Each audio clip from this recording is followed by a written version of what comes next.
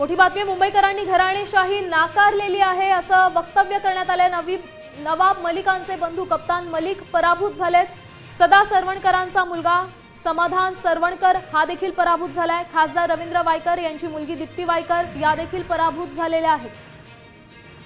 त्यामुळे आपण यावरूनच समजू शकतो की मुंबईकरांनी घराणेशाही नाकारलेली आहे। खरं तर तिन्ही नावं मोठी आहेत, नावांमागे मोठं वलय आहे, तरी देखील या तिघांनाही पराभव पत्करावा लागलेला आहे। खासदार रवींद्र वायकर यांची मुलगी दीप्ती वायकर यांचा देखील पराभव झाला। मुंबईत कोण पराभूत झाले आपण पाहतोय। तीन मोठी नावं आहेत, समाधान सरवणकर, दीप्ती वायकर, वैशाली शेवाळे शिंदे सेनेच्या आहेत। शेवाळे यांच्या त्या वहिनी आहेत। दीप्ती वायकर या शिंदे सेनेच्या उमेदवार आहेत। रवींद्र वायकर यांच्या त्या कन्या आहेत।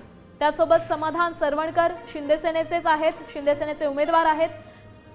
सदा सरवणकर यांचा तो मुलगा आहे। समाधान सरवणकर, दीप्ती वायकर, वैशाली शेवाळे तिन्ही मोठी नावं आहेत, मुंबईतल्या राजकारणातली नावं आहेत आणि तिघांचाही पराभव झाला। आणि आता एक महत्त्वाची अपडेट, मुंबईमध्ये ठाकरे सेनेचे निशिकांत शिंदे हे विजयी झालेत। प्रभाग 194 मधून निशिकांत शिंदे यांचा विजय झालाय।